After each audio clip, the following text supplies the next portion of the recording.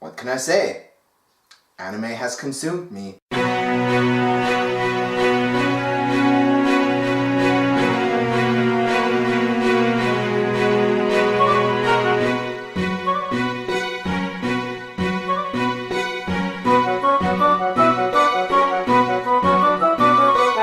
The Tales series has absolutely skyrocketed onto my list of favorite games during the last few years. Granted, there's still a lot of games in the series I haven't played, if only mostly because of a lack of localization, but even so, these are still some of the best RPGs I've played. And yesteryear, I got to expand my collection again with the newest, or at least at the time, the newest game in the series, Tales of Zestiria. This game is the 15th entry in the main series, as well as the title for the series' 20th anniversary. As with any Tales game, Zestiria tried a lot of new things while also trying to keep itself within the norm of what we've come to expect from the series, both in story and gameplay. But the question is, how much of it actually paid off? Now the main reason why I wanted to do this review was because I didn't get to talk about this game in my last year's games I played in 2015 list, and honestly, I've got quite a lot to say about it. So here we go. Let's dive straight in. Tales of Zestiria.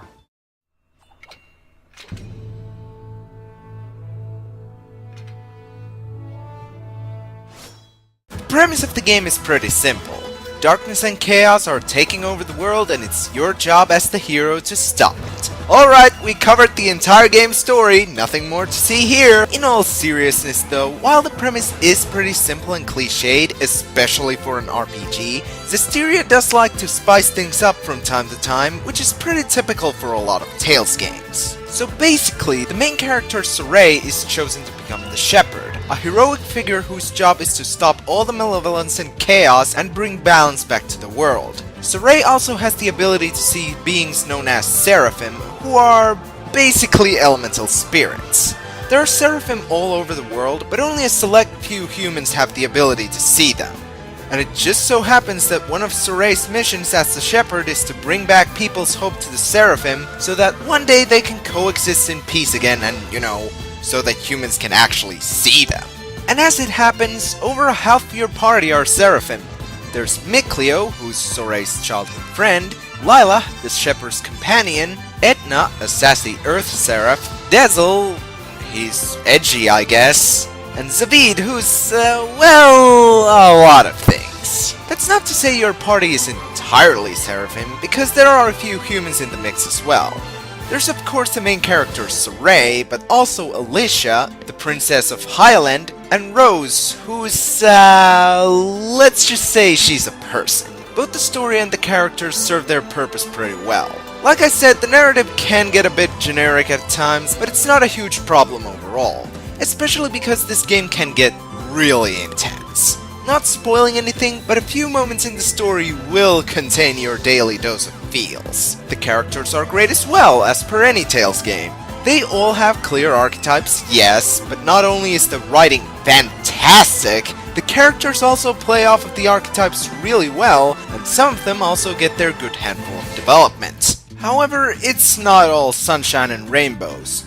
There are two big problems Zestiria has in terms of its story and characters. First of all, the story isn't very well paced.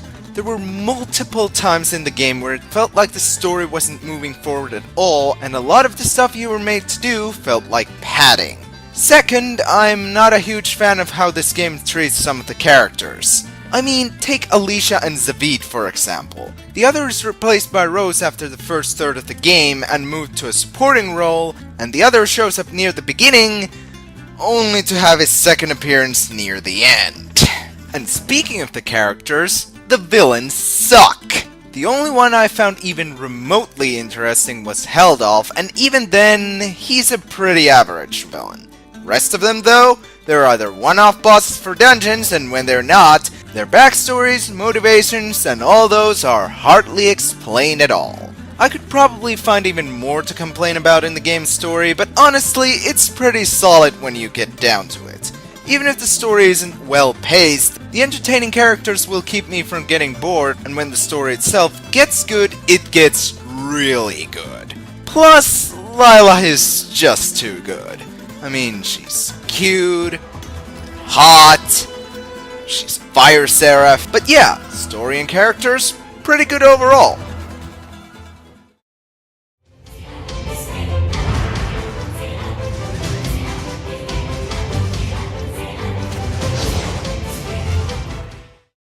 If there's one part of this game I have almost nothing to complain about, it's the presentation. Tales of Zestiria is a beautiful game, both through your eyes and ears. And while I wouldn't say the game pushes the PS3 to its limits, it still ranks up pretty high on the beautiful scale. And hey, if you want this game to look even more gorgeous, you can also play it on PS4 or Steam. The game follows a similar art direction to Grace and the Zestiria games, with the cel-shaded graphics blending more into the 3D models. But where Grace and Zestiria had janky and pretty unnatural animations despite the well-crafted models for the characters, Zestiria's character animations are an improvement. Okay, they're still a bit janky, but I could just watch Lila doing those pirouettes all day. And of course, as with the both Zestiria games, the animated cutscenes are made by Ufotable, which is just... I think I'm gonna need new pants! The level design on the other hand is pretty good, but honestly nothing to write home about. Almost every dungeon and area is nothing you haven't seen in an RPG before, with nothing in particular to make them stand out from the rest. Hell, some areas in the game can remind you of places in other Tales games. But a huge exception to this are the Fire, Earth, and Wind shrines, as well as the final dungeon. These dungeons are some of the best the game has to offer, with great concepts, cool puzzles, awesome designs, and incentives to explore. I would say the same about the Water Shrine, but frankly, fuck that place. But the sound design is where this game truly shines. The soundtrack is one of, if not the best OST in the entire series. I don't know who decided that both Motoi Sakuraba and Go Shiina should work on the music of this game, but clearly they deserve a raise and a promotion. The voice acting is pretty damn great as well. Honestly, I can't think of a single bad performance from this game. Everyone did a fantastic job. Special mentions going to Kari Karanen playing Lila, Robbie Damon playing Sorey, and Patrick Seitz playing Heldolf, because whenever Patrick Seitz plays a villain, it's always better than sex. So overall, the presentation is pretty fantastic. There are some nicks I could talk about, but they don't really drag it down in my eyes. Now if you'll excuse me, I'll be listening to Zabit the Exile for the millionth time. Let's do this! Go on, you get them! Dance, Embers! Tales of Zestiria has quite a similar formula to other Tales games. You run around the world doing typical RPG stuff, like hunting for chests and completing side quests, and should you bump into a monster along the way, a battle ensues. But as with every other Tales game, Zestiria has its own ways of making itself unique. First of all, Zestiria's world is much more open than the previous Tales games. I mean, sure, you still have only a set number of places you can go to, and the world isn't completely bustling with life, but the freedom offered here is quite unlike any other game in the series. And exploration is also rewarded, be it with skits, new items, strong monsters to fight, or even optional mini-dungeons. Battles no longer take place on a different plane as in the other Tales games. Instead, the battle happens right then and there inside the overworld. The battle system is pretty similar to the one in Tales of Graces. You have two types of arts: martial arts, which are triggered from normal attacks and vary depending on which direction the left stick is moved, and hidden arts that are activated through the use of a single button and again, vary depending on the direction of the stick. And while this might sound a bit confusing, the system itself is actually super simple and pretty easy to get used to. You also get to use the Shepherd's special powers in battle. By using the pacts made with the different Seraphim, you can access the power of Armatization, where the human and Seraph pretty much fuse together. You have 4 of these Armatizations, one for each element and each Seraph. I want to say they're broken as hell, but they're really not. They can make quick work of normal enemies, sure, but with bosses and stronger enemies, these are a must if you want to even survive, because many of the bosses are huge difficulty spikes that can whittle down your HP in a matter of seconds. Which, by the way, is bad. Speaking of difficulties in battle, let's talk about the camera! Like I said, the battles happen right there in the overworld, and if you get into a battle in a narrow corridor or just near a wall, the camera will make sure you'll regret that decision. It zooms randomly whenever there's an obstacle and sometimes even lowers your visibility, and is overall a pretty big hindrance on an otherwise good battle system. Outside of battle, you have skills, which you get from weapons and armor, as well as from fusing them together at shops. Now, you don't actually get to keep the skills you get when you switch out your armor, which kinda sucks, but since the skills aren't as noticeable as in the other Tales games, and the system is honestly pretty complicated, you can switch out equipment for better stats and new skills without much worry. Other handy little things include the support talents, which are these nifty little abilities that each of the characters have. Some of them are shared through multiple characters, but each has at least one unique talent in their repertoire. These aren't overall a very big thing, but they can be pretty helpful. And also, wind stepping is literally the best. And that's pretty much it for the gameplay of Zestiria. There might be some little things I haven't mentioned, but frankly, we'd be here all day if I tried to tell you literally everything. Overall, I'd say this game is very enjoyable to play. It has a few nicks here and there, but overall, I had fun with this game. Piece of cake. Hey, it wasn't that easy. That was a cinch. It was a little easier than that. Then what was it? A piece of cinch?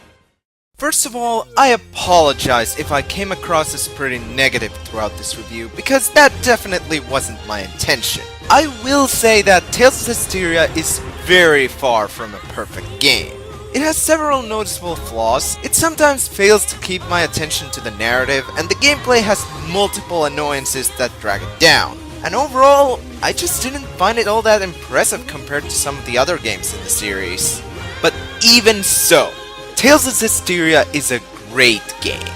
It does a lot of things, some bad, but definitely some good as well.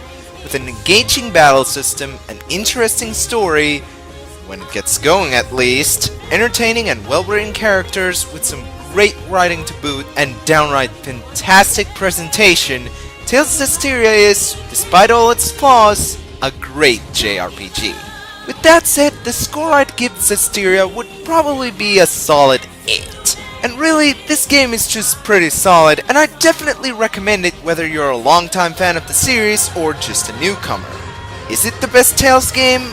Probably not. What it does is good enough on its own. I'm FinnishDuck, and I really need a PS4 and a Tales of Zestiria in my life. Oh wait. In the future we'll decide if there's a hero buried deep inside. I wanna be a hero. Pokemon!